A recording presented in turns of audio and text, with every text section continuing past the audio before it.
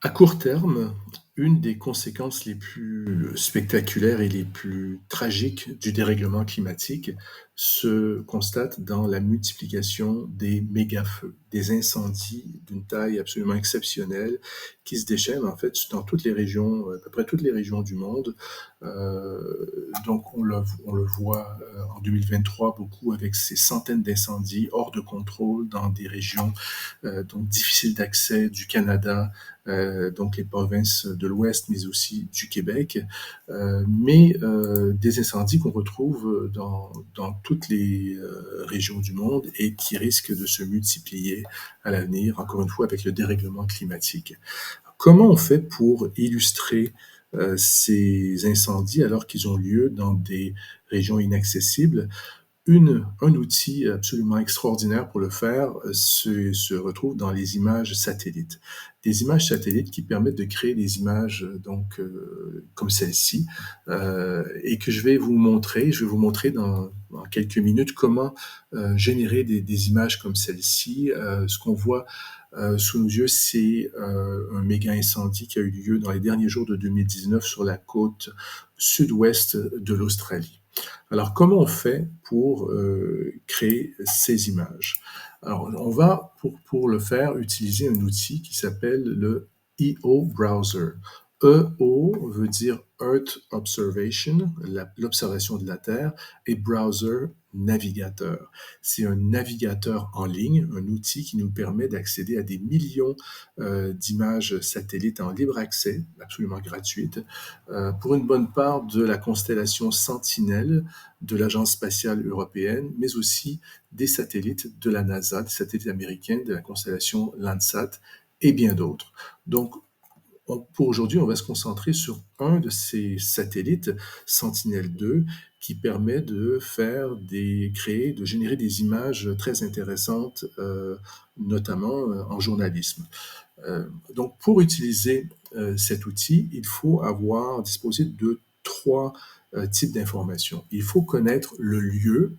Donc, il faut déjà dire à l'outil quel est le lieu sur Terre duquel on veut extraire des images satellites disponibles, ici avec le satellite Sentinelle-2.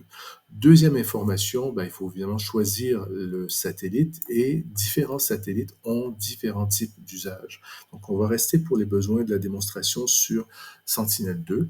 Et troisième élément, c'est la plage horaire, la période pendant laquelle on cherche des images. Il faut savoir que ces images ne sont pas prises tous les jours, constamment. Donc, il faut généralement donner une plage de date pour pouvoir trouver des images qui nous conviennent. Donc, pour les besoins de la démonstration, je vais me concentrer sur l'Australie, comme je disais, où il y a eu d'énormes incendies dans les derniers jours de 2019 qui ont détruit une très grande partie de la flore et de la faune. Et donc, il me faut d'abord un lieu. Si je regarde dans l'actualité, par exemple, ici, je vais trouver des articles qui parlent d'un endroit qui s'appelle Maniana, sur la côte sud de l'Australie. Maniana, qu'on va retrouver aussi un petit peu plus bas, Maniana. Donc, j'ai un nom en Australie. Donc, tout ce qu'il me reste à faire, c'est d'entrer ce nom, Maniana. Automatiquement, il me trouve l'équivalence Nouvelle-Galles du Sud, Australie. La carte est positionnée sur ce lieu. Je peux zoomer ou dézoomer avec la petite rondelle de la souris ou avec l'outil qui se trouve dans le coin inférieur droit. Deuxième type d'information. Donc, alors ici, plutôt que de choisir directement Sentinelle-2, vous voyez qu'il y a des pré-réglages ici qui nous permettent de dire à l'outil quel type d'infos, de quel type d'image je veux disposer. Dans le cas présent, je cherche des images qui vont pouvoir illustrer des incendies. Lorsque je clique là-dessus, effectivement, il me dit qu'il y a 4 satellites qui permettraient de le faire, dont Sentinelle-2.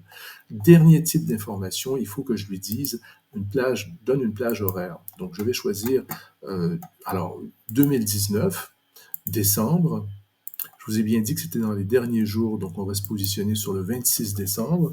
Et puis, je vais lui dire jusqu'en des premiers jours de 2020. Donc, je vais me placer vers le 3 ou le 4 janvier 2020.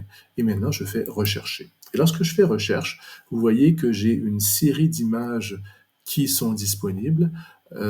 J'ai la date, j'ai l'heure, j'ai aussi la couverture nuageuse. Donc je vois ici que la première image, effectivement, il y a beaucoup de nuages. Donc je descends, je vais voir. La deuxième image, déjà, me semble très bien, du 31 décembre 2019, et j'aperçois d'ailleurs des traînées de fumée qui semblent indiquer la présence de ces incendies. Donc je vais cliquer sur visualiser, et en visualisant, voyez, donc j'ai cette image. Je vous ai bien dit qu'il s'agissait de méga incendies qui sont souvent présents sur des kilomètres. Donc je vais dézoomer pour avoir une idée de la taille de ces incendies, juste pour vous donner une petite idée de l'échelle à laquelle on se trouve. Dans cet outil au browser, sur la droite, vous avez un outil règles.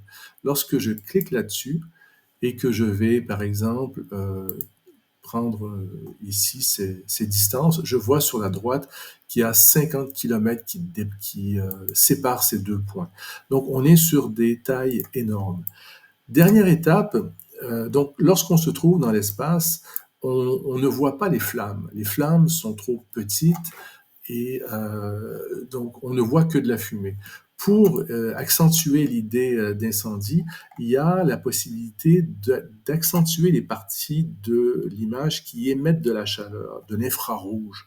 Et pour ça, il y a un filtre ici sur la gauche qui s'appelle incendie, qui nous permet, en cliquant là-dessus, de faire apparaître les zones où ça brûle. Donc ce qu'on voit ici en rouge et en jaune, ce ne sont pas des flammes à proprement parler, mais des signatures thermiques de l'incendie qui a lieu au ras du sol.